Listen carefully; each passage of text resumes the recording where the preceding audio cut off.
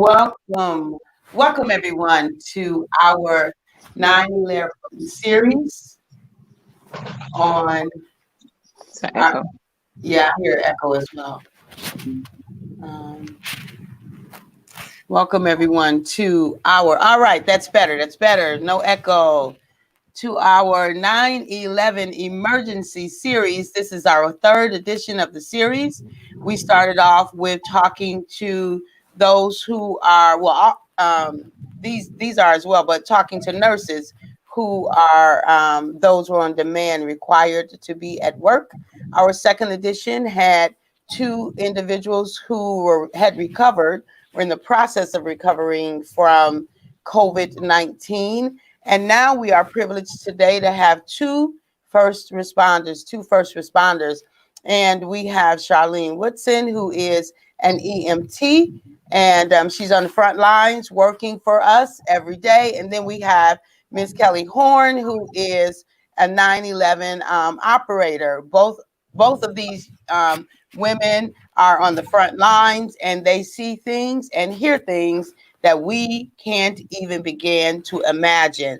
And of course, we have our resident self-care specialist, Miss Joy Creel, with us to add her part, her self-care part. And I am Dr. Catherine E. James. I have been birthed to help people walk out and live their potential. And I believe that it is absolutely imperative that we have a conversation with individuals who don't have the luxury, as some of us do, of staying at home or keeping our distance from the realities of this virus, from the realities of COVID-19. And so what I really found important is to make sure that we provide a platform that allows them to have a voice, that allows them to share with us what they are experiencing every day, that allows them to bring us into their realities for a couple of reasons. One, it gives them an opportunity to tell their story.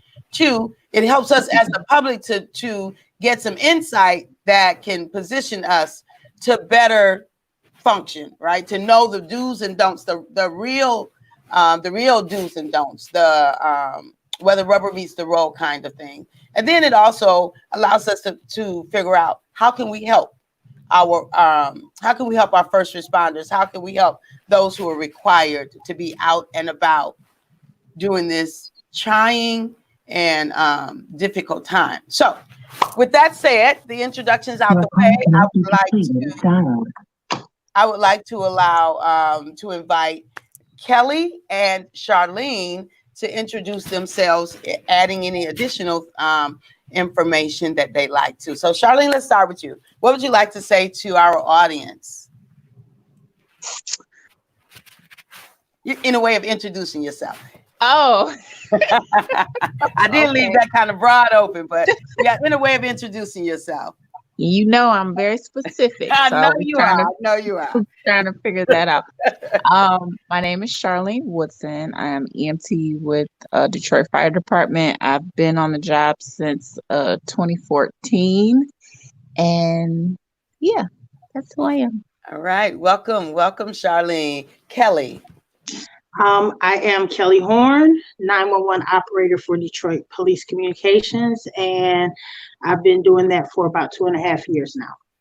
All right. All right. Welcome, ladies. It is my privilege and honor to have you here. Let me start off by saying that I am very, very grateful for your commitment to your roles, for your commitment to your jobs.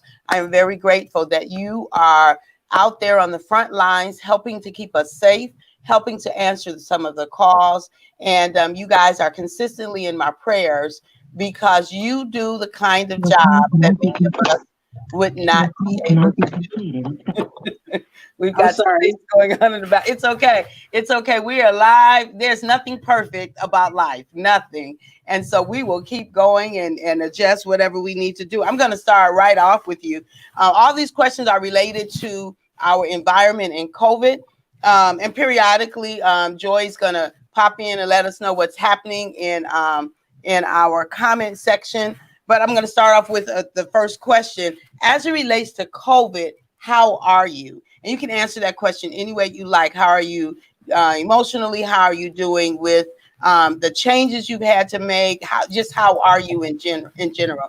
Kelly, let's start off with you.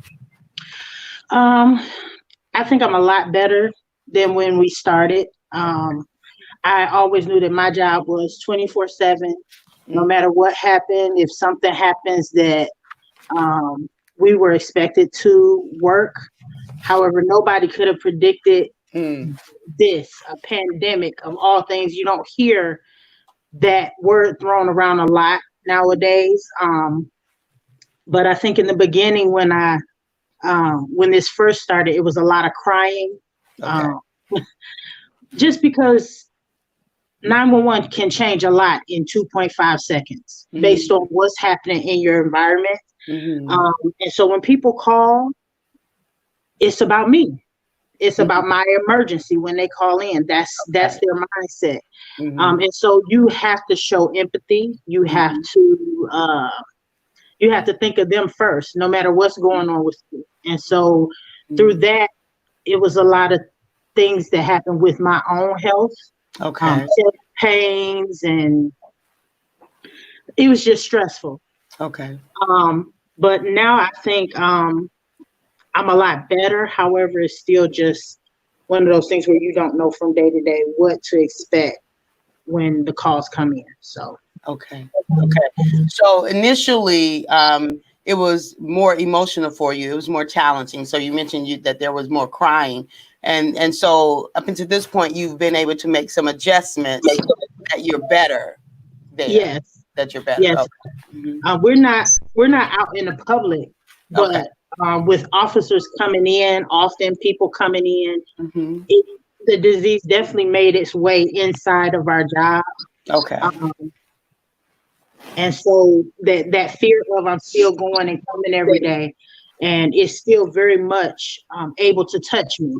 Okay. So there was also the fear of the people around me that I love. I didn't want to affect anyone around me. So that added to the stress. Okay. It changes from day to day. Changes from day to day. All right. And we'll talk about that. I'm sure Joy will talk about that when she talks a little bit about stress and what we do as to help with stress and engage those types of things. We're also going to get into how things have changed for you. You mentioned how you've had to make adjustments based upon being around those you love. So we'll tap into some of those as well. And thank you so much for sharing where you are and how you have made some progression in how you're feeling and how you're dealing with the presence of COVID-19. Charlene, how are you as it relates to COVID-19? I think me being isolated kind of blocks me from a lot of things. Okay. I catch the news sometimes, and I think my general feeling is heartache, like overall, for a variety of reasons. Just how dismissive some people are to other people's struggles because it doesn't directly relate to them. Yeah. So they don't really internalize the seriousness of the overall situation because it doesn't affect them. And just the breakdown in society that it's causing, just overall, the struggles, financial struggles, people are having, the attempt to keep some sort of normalcy for people who have to work from home and homeschool their children. And then, if someone in their family gets affected or passes away, just trying to navigate, people having to navigate through all of those things while also being isolated. Yeah. It's heartbreaking for me. And that's a general sense. More specifically, I guess I am, for me, it's work as usual, sort of. The reasons are the reasons for the call is just different. Okay. But it's still the same. Overall, I'm still doing the same thing. It's a lot for the volume of people who are either infected, think they are infected, or they have multiple family members infected. Somebody died yesterday, and today my mom is declining. So, so I just coming in contact with that, but overall, it's still the same, same thing in general. Yeah. And just as far as my family, just being apart from my family, not having physical contact with my family or my friends, it's easier to deal with because I still go out and go to work. Okay. But if I stay off work too many days, I start to think about the fact that I'm apart from them. Gotcha. Yeah. Gotcha. And so your overall experience is that of so the word you use is heartbreak for that which is is totally out of control. And I hear that there's so many who have been impacted, and what we do know is we see some things that are happening now, but we really don't know what the long-term effect of it is. Even something as simple as the isolation that we're experiencing, we don't know what the long-term effect of it is. Children being out of school and the tremendous loss, the separation, and all of that. You talked about the dismissiveness. I thought that was really interesting, powerful, intriguing, because we do see, especially in our city, and we've got some unique. Detroit is unique no matter what, but it's definitely even showing up to be unique in that so many, unfortunately, within the city are not taking it seriously enough. And I can imagine the calls that both of you ladies get and what you actually see. What you see in general, but now what you see, Charlene, you talked about how you're unfortunately experiencing where one person has lost something on someone on one day, and then another day you may be having to return or engage where they've lost again. So these compounded losses. So you got on one hand individuals who are experiencing immediate devastation at the compounded losses, and then you have another group who are going business as usual and not taking it as seriously. And I'm at a distance in spirit experiencing that, and it's bewildering to me. So you guys are right on the front line seeing it, and then yet you see people who are nonchalant about it.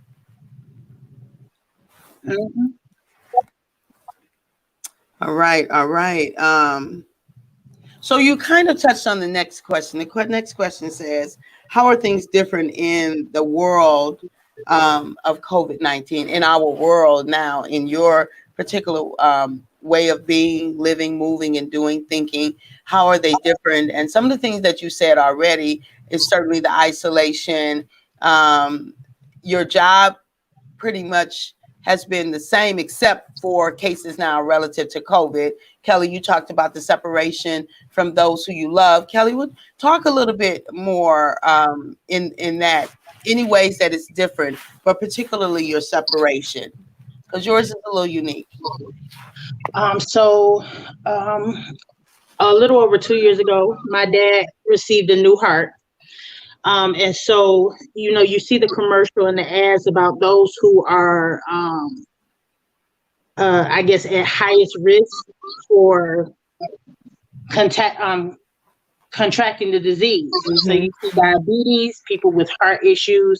Well, I am a diabetic. And so once one of my coworkers passed away, and they started isolating people at work. My biggest concern became, if one person can get it at work, then more people can get it at work. And I never wanted to. I knew the risk that I was taking going to work. But I have to work. And so I didn't want to take anything home to either of my two parents, who've had their own health struggles. So when my job offered the opportunity to isolate at a hotel, I put my name in the hat. I let them know why, and I was chosen to stay at Greektown Casino. So I've been here for about a month now. When I go home to see my parents or to take things or to get things, Yeah. I literally have to stand on the front porch. I talk to them through the glass door. Yeah. I continue to wear my mask. Anything that I take to them, I stand back, or I get in my car and I watch while they grab it off the porch, and they're grabbing each thing with a disinfectant wipe before they take it in the house, and they're wiping it down. Anything that's left for me is left on the front porch, and I walk up and grab it. But when it comes to my family, I'm a hug. Yeah. I don't necessarily hug everybody, but if I'm close to you and I love you, I'm a hugger. Yeah. And so it's very difficult for me. I'm sorry. It's okay. It's very difficult for me not to be able to put my arms around my mom. Yeah. It's very difficult not to be able to put my arms around my dad. Yeah. You really can't put your arms around anybody right now. So I'm literally just kind of, that's a huge struggle for me.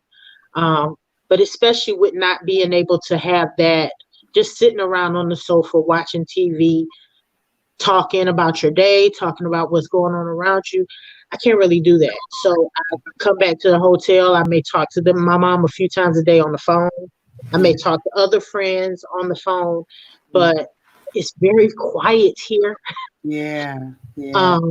You go out in the hallway, you don't see people. You may not see people for days unless you're going outside the hotel or you're going to work. But it's just very, very quiet. I grew up in a house with 6 people. There were 6 of us. Yeah. I need noise in my life. I need to hear somebody laugh or tell a joke. Yeah. Because that's what we do. Right. So it's different. But I try to talk to as many friends or people I can a day if I'm not sleeping, getting ready to go back to work. Yes. Yes. I hear you. I hear you. And you, Kelly, are definitely in my prayers. This life, like amid COVID, is like something out of a movie, right?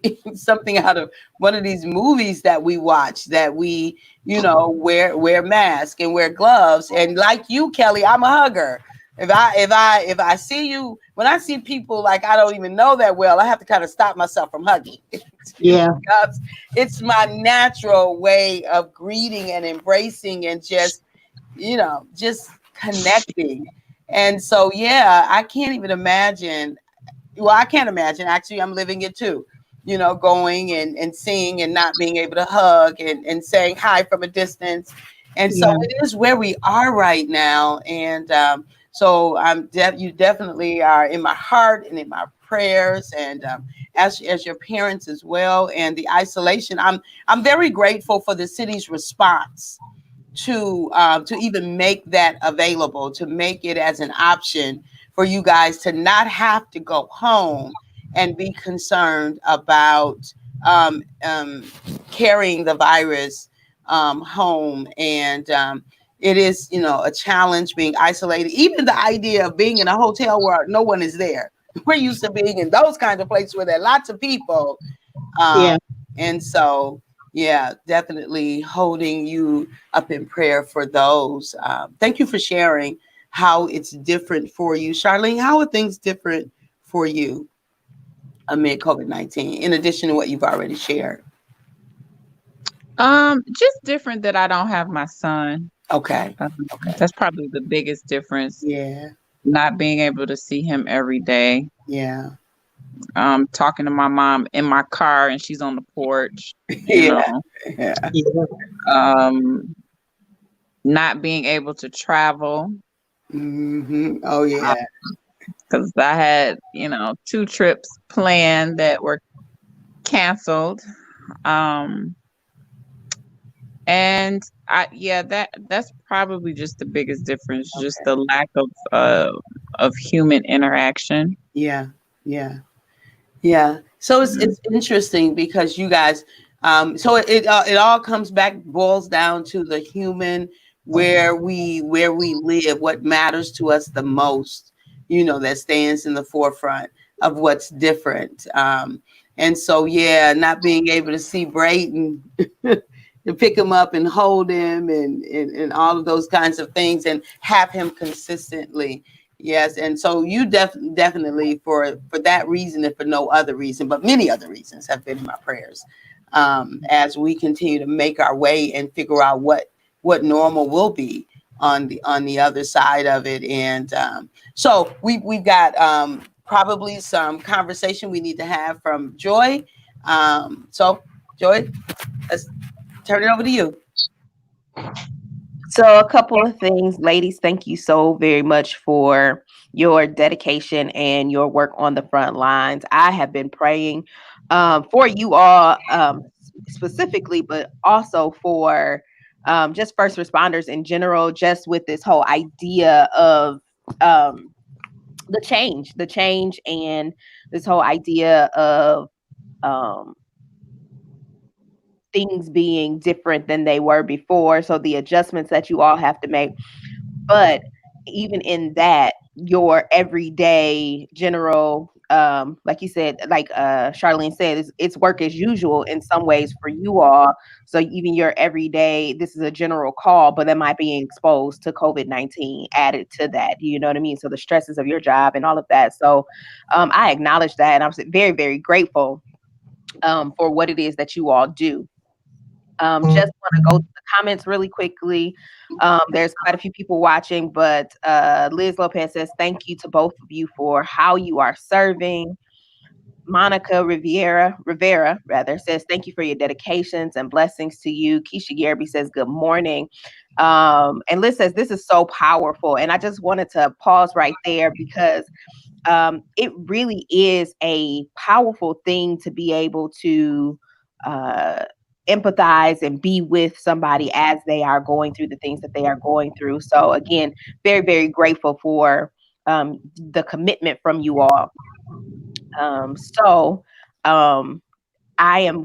do have one question that I generally start off by asking, and I'm sorry that you all, did you want me to ask the question now, or were you ready for it? So the question that I generally ask is, at this time, because I speak from a self-care perspective, at this time, how are you all listening to your bodies? How are you all listening to your bodies? And I keep forgetting to send that question out every time you guys are looking like, what? And she's asked it the last 2 times. I keep forgetting. So I don't know. Here's the question. Here we are, live and in person. Shar, you want to go first? Oh, I don't. I'm burning it at both ends. Like but I will say this though. I do make sure I eat properly and stay hydrated. I'm like, since I don't get any sleep, I said the least I can do is make sure that I'm eating good. So I do that. Okay. But other than that, I don't listen. I don't. Well, with my job, it's kind of funny because you can start out with an 8-hour shift, and that 8-hour shift can turn into a 16-hour shift by the time you finish the first 8. So I already don't eat like I should, because I may eat once or twice a day, but I will choose sleep over food if I can. But listen to my body, like the chest pains had gotten so crazy. I was in the middle of a 6-day stretch before I would have another day off. I took me a day off just because that's scary when you feel that pain and you stop everything you're doing because it just kind of grips you. Like somebody reached in your chest and just turned. But I just did a 7-day stretch. It was a lot better. But again, like I said, you kind of know what to expect now when you go into work. But when you don't know what to expect, it can, that stress. Yeah. But yeah, listening to my body, I don't know what that is right now. Like I've been having shortness of breath for like the past week. Like when I wake up in the morning, my chest is tight, and for a few minutes when I wake up, I have a bit of trouble breathing, right? Mm-hmm. So a normal individual would, I don't know, do something, right? I just be like, all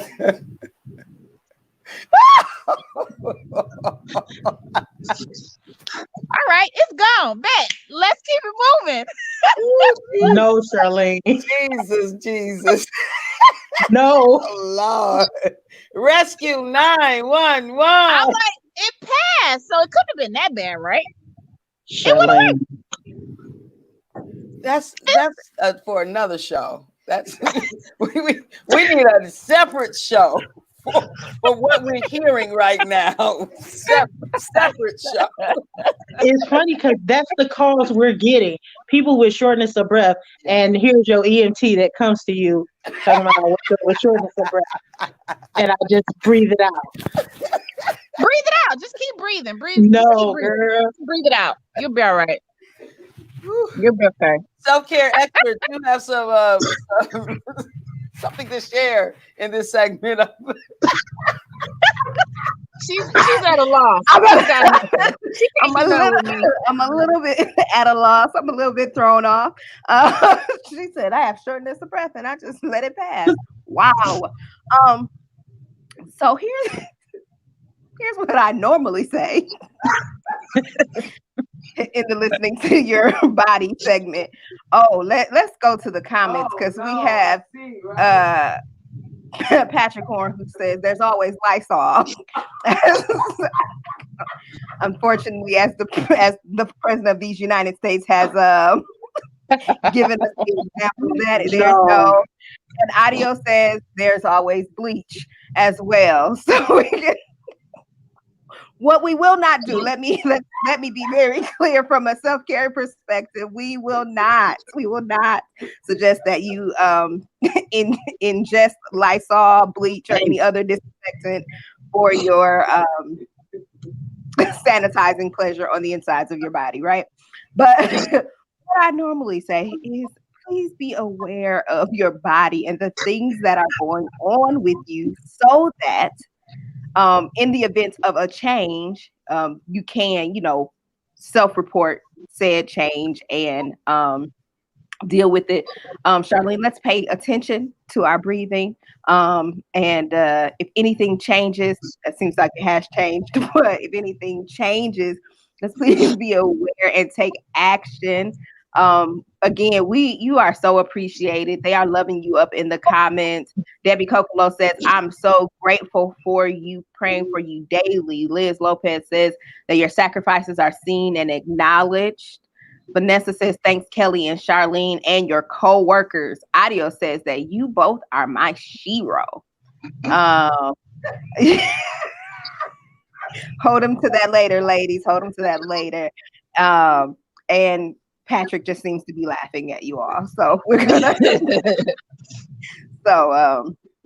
but we definitely appreciate you. I'm gonna turn it back over to Dr. James and we'll definitely we'll come back with another question or two. But thank you so much again for your openness and your honesty. And Belisa says sometimes nurses, etc., are the worst patients. She said they are the worst patients. So I guess Fine. go add EMTs to that list. Are the worst. Denise said thank you so much for all you do. So we are so grateful for the work and stuff that you all are doing and praying that you all are listening to your bodies. I'll come back with my second question a little bit later because I know Dr. James has a few more questions that she wants to get to you all. But remember, you only get one. You literally only get one body. So do the very, very best that you can to pay attention to it, pay attention to any of the changes, and be okay. Like Kelly said, she took a day off. Look, if this is too much, I just need to take a day off in the middle of the shift or the middle of the week or whatever the case is. Be okay with being where you are because these are not normal situations, not normal circumstances. This is very, very abnormal. So in abnormal circumstances, you have to do what you have to do to make sure that you make it to the other side of this. So back to you, Dr. James. All right. Can I say one thing though? Yes. Auntie Kathy? Yes. So I think just on a more serious note, I think it's just anxiety. Yes. Because this thing has triggered anxiety in me. And and the anxiety is, just catching it. Yeah. If you catch it, and then I have asthma. Yeah. So I am a person with a pre-existing condition, and just not knowing. I mean, I've known people to have it and be totally fine, and then you have the other end of the spectrum of people dying from children all the way to the elderly. So there's no blueprint for how this thing can affect you. I had a 2-year-old. The call is irrelevant, but I had a 2-year-old yesterday that I was holding, and he coughed, and I nearly almost dropped him on the floor. He just started coughing, and I didn't have my mask on because the way the call came out, it was just a lot of going on at that time, and I didn't have my mask on. He started coughing, and I was like, "Oh my God, why are you coughing? What's wrong with you?" A person can't even sneeze anymore without people, looking at them. Yeah. So I think it's anxiety. Yeah. It's anxiety. Yeah. And so thank you for it, because that's the segueing is actually what I was going to say. I wanted to first say I am so grateful for what just happened in that last segment, because we all laughed. We were all cracking up in the audience, here in the studio where you guys are. We were laughing. And one of the things that I've been sharing with my audience is the importance of laughing right now. Do something to make sure you are laughing. Do something to make sure you're laughing. And so the idea of you getting up in the morning saying, okay, all right, go away. All right, let's get up and go rescue somebody. And so I'm so grateful for the laughter, because what I do know is our immune system benefits from laughter. It benefits from laughter. We've got these 4 hormones that I've been talking about: serotonin, dopamine, oxytocin, and endorphins. And if we can increase those, we strengthen our immune system. And a way that we increase those is by pleasure and laughing and things like that. And so the other thing that I was going to say, exactly what Charlene talked about, is this notion of anxiety. And so what Kelly described actually is symptoms of anxiety, the tightening of the chest. Anxiety mirrors a heart attack. And that's why a lot of times individuals end up in the emergency room believing they're having a heart attack, when actually it is anxiety. And so we don't want to ignore those symptoms. We simply go and we engage as if it is, but very often it is anxiety. And look, when we're done with the live, we've got to go out for our weekly adventure to pick up groceries. Right. When is grocery shopping become an adventure? We have our circuit that we do, and we have our process of sanitizing. And do we sanitize there? Do we sanitize before we get here? It's evolving. And so yes, that's anxious, anxious laden material. And so yes, I agree that it is more than likely anxiety. And so we want to make sure that we are doing what we need to do to effectively manage our anxiety, I know they're talking in the chat. We can do that. I've got more questions. In the chat, we definitely have some things going on over here. Can you all see it when I put them on the screen? Mm-hmm. So yes, ma'am. Patrick encourages you not to drop the kids and to wear your PPE. Audio says that laughing is a must. Felisa says, thank you guys for all you do. It's nice to know somebody is going to come to your rescue in the time of need. Patrick says, you two are appreciated. Take care of you first. Know that we all love you. Be safe. Vanessa Jones says, shut down your body, sleep, rest, or it will shut down for you. Take care of self like you take care of others. We want you to stay healthy. A couple other things were popping up. He says, I get all the way dressed up to go grocery shopping. Yeah. And yes, all the way dressed up. It is an event. It is the event of the week and all kinds of things. And then Letitia Wright says, listen to your body. Absolutely. All those things. And like Dr. James said, when it comes to anxiety and those kinds of things, still no joke, still nothing to play with, but definitely knowing the difference between the two. So definitely grateful that you, like you said, know the difference between the two. So that's what we have from the audience, and we're going back to Dr. James. All right. So when you think about what is your primary method for coping? This is major change. This is like seismic shift as far as I'm concerned from the way that we live every day. And you guys have the requirement of being upfront and personal with it every day. Now, I know that the difference, because this is one of the differences that I observed amongst the nurses, is you guys are not new to crises. It's not an unusual experience for you. So you have muscles built that many of us don't build, like psychological muscles or emotional muscles that you have had to have built in order to be able to just do your normal job. So you've got some coping skills that are automatically there with you that we perhaps don't bring to the table. What is it that you do in order to make it through your days well? Let's go. I see eyes up in the Kelly, let's start with you. What do you do? Well, I definitely think mine is mental. What I have to deal with, because a lot of it, of course, I'm over the phone and it's verbal. Okay. So I know people say words don't matter. Words definitely matter.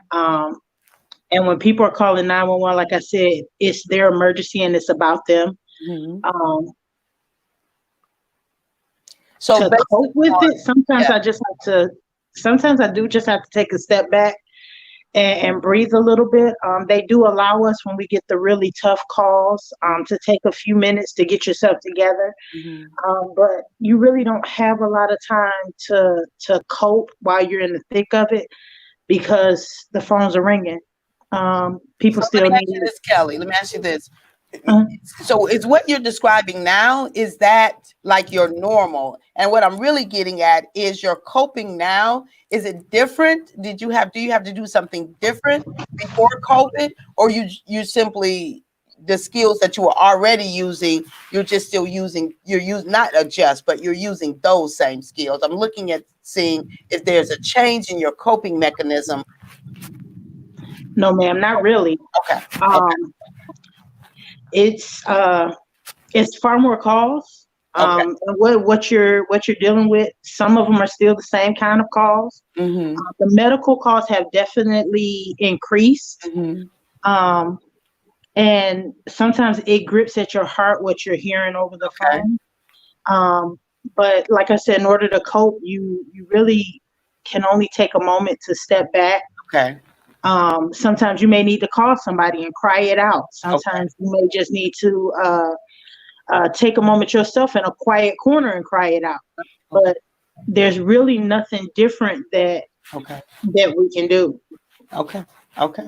All right. Thank you. And so I did hear you say that if you've got a really tough call, you'll step away.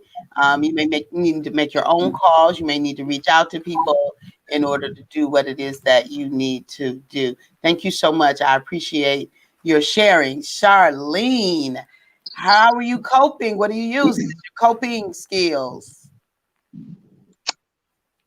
I thought I would have an answer by now, but I don't.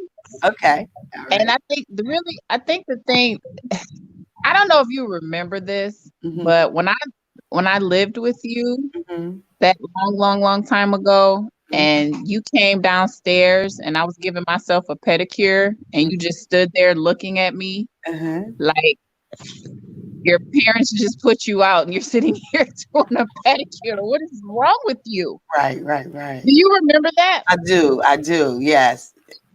And it's pretty much my dysfunction. Right. That allows me to function. Yes. Functional dysfunction that allows me to be able to do the job that I do. I think the maybe it's healthy to have this type of Mhm. dysfunction because it's not exactly something that impacts me personally that I need to deal with per Yeah. se. Yeah, You understand what I mean? sure. I can't do it with personal issues, but in order for me to be able to be good at my job, I have to separate myself. So I've never really been one to bring my job home. So I really don't have a coping mechanism per se. It's just the person that I am. Yeah. So Does that make sense? it does. It does. You've got this natural resilience and pragmatic bottom line. Like, okay, Yeah. where we are. But when it comes to Braden, I am a very different Different. person. Absolutely. Yeah. And my coping with not being with him, I went to work every day. I just started picking up overtime and I worked. So when I was off, I was sleeping. So I didn't have to think about the fact that I wasn't with him. Yes. And then I took a day off, and then I realized how sad I actually was. Mhm. And I stayed on my couch for 3 days, Okay. maybe 2.5. Okay. And all of it just became overwhelming for me. And I was just sad. Yeah. So I really don't have a coping mechanism for it. Cause I mean, when I hear coping, I guess coping isn't necessarily getting over something. Maybe it's just a way to move forward. Yes. So I guess I don't know, other than I look at pictures and videos of him, Okay. you know, and I video chat with him. Mhm. That's all I got. So All right. And what you described is you went to sleep. What you described a coping mechanism. You went to sleep. Oh, Yeah, you sleep. described it. That's one of my coping mechanisms. If life happening is way too much, I'm just saying, I take NyQuil and go to sleep. Okay. Yeah, I guess sleep. Everybody who And knows then me work. know that's what I do. I don't generally drink, so I'm just gonna take some legal. I'm just gonna take me some NyQuil, and I'm going to sleep. I'm gonna sleep it out, and when I wake up in the morning or the next, whenever the NyQuil wear off, I've got the strength to face it. Well, maybe that too, because I'll do a glass of wine and take a nap. I will.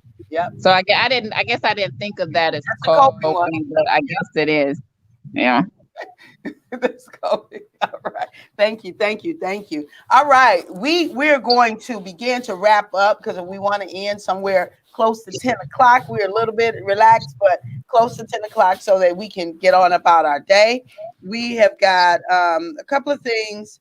What would you, the general population, what do you want them to know? What do you want the general population to know? I mean, that statement that we're literally in this together Yes. is so real. Okay. You can be about your emergency or what's going on with you, but being, how can I say this? How, belligerent or inconsiderate of what someone else is going through. This disease may not have touched you the way it touched somebody else. Mm-hmm. So consideration is big. Consideration. I get that may not be your thing, but right now, I think I told you I went to Myers to buy some groceries, and I drove up the first aisle, and I saw 2 people with masks on out of all the people standing there. Mm-hmm. I drove up the next aisle, and there literally was no one with a mask on, no one with gloves on, and they're all just standing in circles. Mm-hmm. I didn't go to Myers that day. Yeah. Because in my mind, if nobody's wearing gloves and masks, you're not considering the people around you. Now, you may not be afraid of this thing, but the risk is not enough for some people. Some people don't want to take that risk. Yeah. So you have to consider the people around you. Okay. I think that's huge right now. All right. Thank you. Charlene, do you have an answer yet? I have another a question on the table too, is what do you have to offer your fellow medical professionals? Do you have something? What would you like to say to your other, your other first responding professionals? you like something you like to offer for them? I think if you're in this job, then Mhm. it's something about us that's all the same Okay. that I've learned. Um, or otherwise, you really wouldn't be able to do the job. Okay. For us, it's kind of, and I'm speaking strictly on first responders because Okay. I think different subgroups have a Sure. different thing. Yeah. But for us, it's kind of you're on, you could have had a baby drown on your last call, and then your next call is somebody with knee pain, and you still have to Mhm. uh, Wow. treat that person and not deal with your baby that you just lost. Mm. So I think the only thing I can say is it's gonna be okay. Okay. Yeah. And for us, I think that's enough for Yeah. us. Yeah. That it's gonna be okay. Thank you for It's sharing what we that. do. Yeah, I'm sure someone needed to hear that. I'm sure someone needed to hear that. Thank you. Thank you. Kelly, you've got anything you want to weigh in on that one? No, I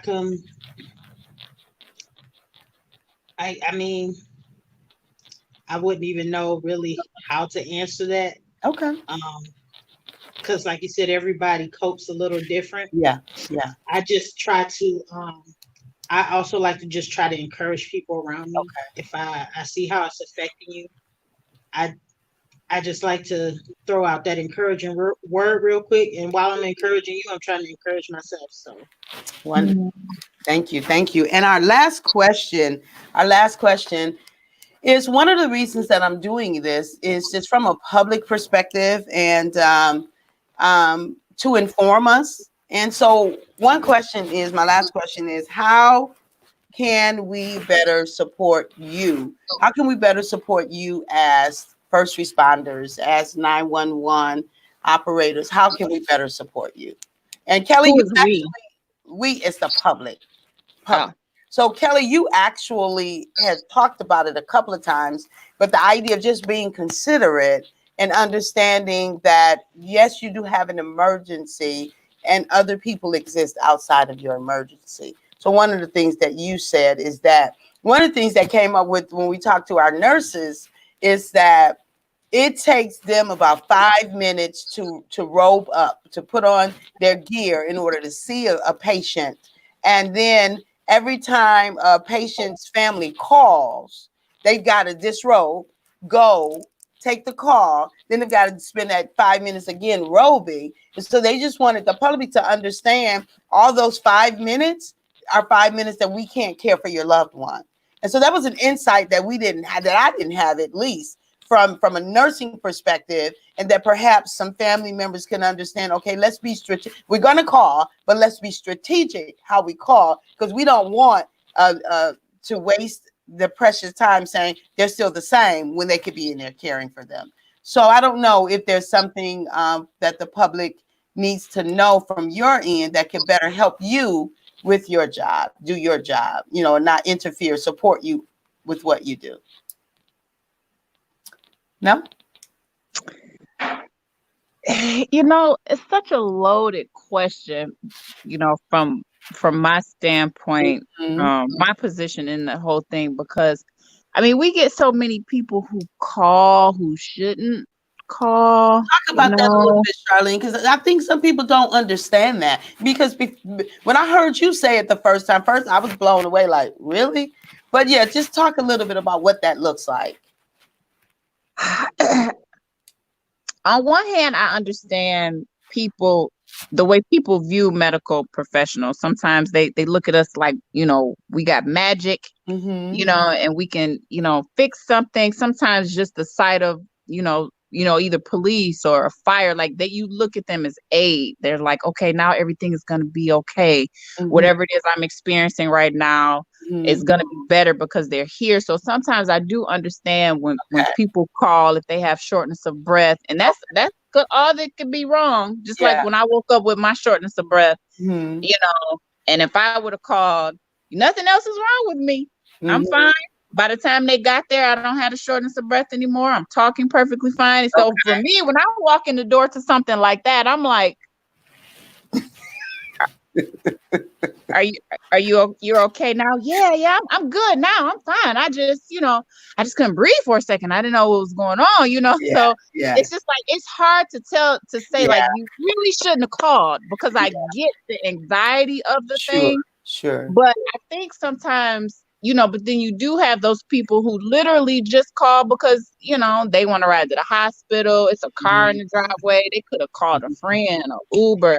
Like I think for us, it's just people who use the 911 system as like a personal taxi, Yeah, and then who use the okay. emergency room as a personal care provider. But then that also brings in a whole nother situation of the whole healthcare system in general Yeah, and working in the inner city and yeah, lack of healthcare and resources. And that's just like a whole bigger conversation. So it's really sure. hard for me to just blanketly say like this is if you guys really need to do this because there's so many other factors surrounding Sure. why certain things are done in general. Sure. Thank you for So that.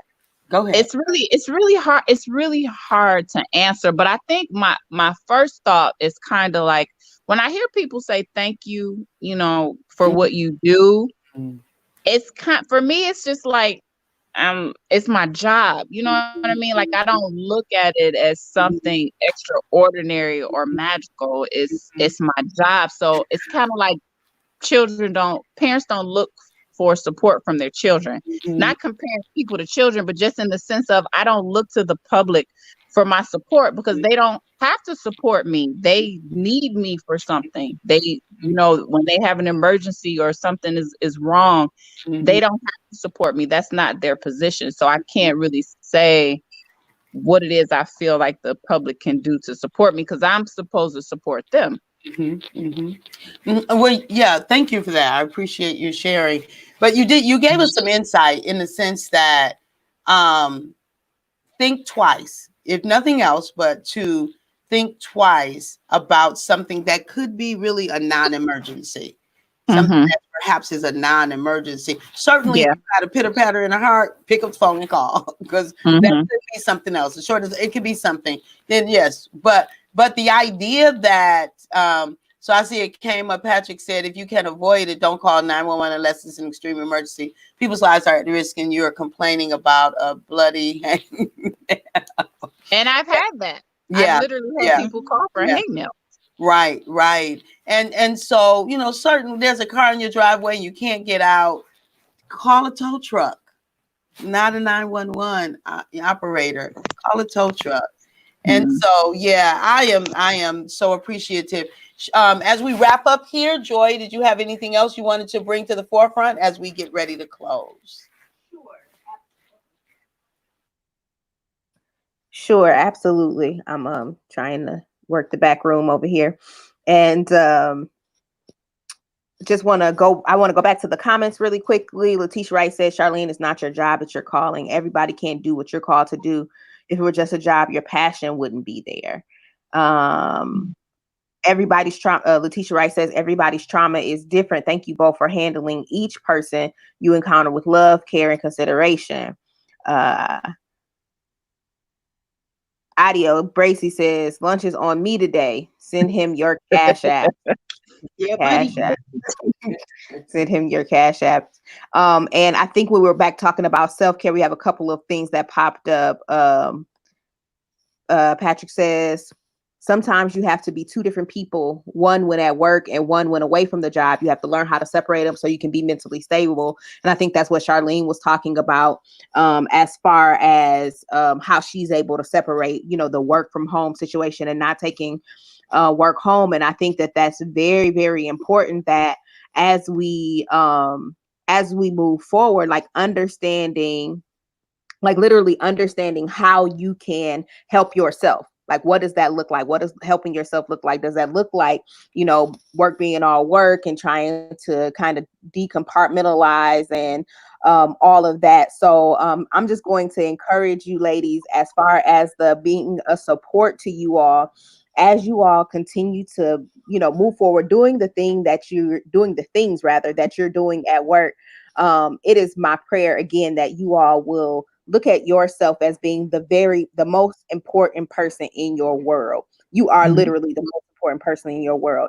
And what I mean by that is, if you don't take care of you, all of those people that you love and that you do take care of, your patients, those that call in for Kelly, your family, whatever the case is, all those people that you do love and support, you can't support them if you aren't well. So my encouragement and my final word to you all, to you ladies on today, is take care of yourself. Make sure that everything about you is as well as it can be so that you can continue to serve well. And we definitely appreciate what you all are doing, but you cannot do it if you are not well. So as I give it back over to Dr. James, I am going to, again, just thank you all for everything that you do.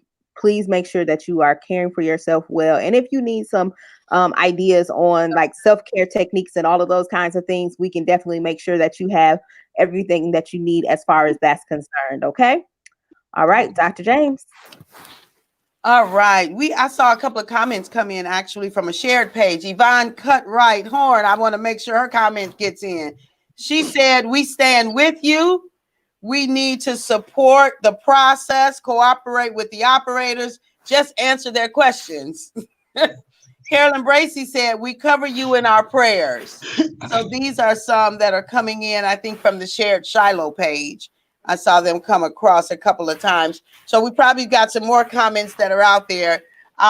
Ladies, it has been my pleasure and my privilege to have you guys on our show, our 9/11 emergency series show. I heard you loudly, Charlene, and I thank you for What? I heard you loudly saying this is what you do, and the public doesn't have to support you in it. Yeah. And yet, I thank you, ladies, for what you do. The city is better because you are out there. That's the truth. I know you personally, and so the city is better because you are on the job. So appreciate you. Thank you for taking your time out this morning and having a conversation. We've gotten valuable information that is beneficial to us to know so we can better position ourselves as the public. And I send blessings your way, and the Cash App, sending lunches and things like that. It's not a joke. That's a way. It's actually the way that our audience responded to our nurses as well, is to say, we want to be able to do something. And so what can we do? We continue $10 for lunch, 15, whatever. You see what I'm saying? And so there are ways in which people are rising up during this time. We don't have to sit down, and we don't have to succumb to COVID-19. We will feel the hit. We will feel the brunt of what's happening as a result of COVID-19. There's some things we cannot get away from in it, but there's some things that we as humans can do. We have been birthed and created in the likeness of God, and we have resilience and the ability to rise up in the most difficult of situations. And so there's some things that the public can do, and I invite the public to support first responders in the best way that you know how. One way that we can know how is we can just be considerate of what they do. If they give us some instructions, let's follow the instructions. If we're in the way, let's get out the way. If we call 911, let it not be because there's a car in a driveway when we can call a tow truck. And so I appreciate you ladies being here. And so we've got lots of thank you and grateful in the comments. Thank you, ladies. Appreciate you. Grateful for the work you do. Thank you for all you do. And so Debbie said, what would we do without you? And so we're so appreciative, and we're going to conclude for the day. We will continue our 9/11 series. It may be on, we're flexing. It depends on, so one of the reasons we did 9/11 on Saturday this morning is because Charlene works at night. And so we needed to be able to offer it. So our goal is to do 9/11. It might be 9/11 on a Saturday morning, 9/11 on a Friday night. Either way, you guys will see it on Facebook as we post. And so Yvonne said, thank you both. You are unique. Love you much. Love you much. I send my love to you as well. And so I'd like to close in this way. At the moment in which Abba gave his breath, we forfeited the right to not be amazing. You ladies are amazing. I know it. I know you personally. You are amazing. We all are brilliant and amazing in all of our ways. I send my love, blessings, peace, and grace to you. Until we are back together again, thank you to the audience who spent time with us this morning. Time is the one thing that we don't get back in life. We can get more money. We can get more friends. We can get more shoes. We cannot get more time. I appreciate every minute you spent with us this morning. Follow me on Facebook. Follow me on YouTube, Dr. Catherine E. James. Go to my website and see some of the things that God has invited me to in different ways of serving the world. I will see you on the other side of the camera. Blessings and peace. Love to you. Bye. Bye. Bye-bye. Bye-bye.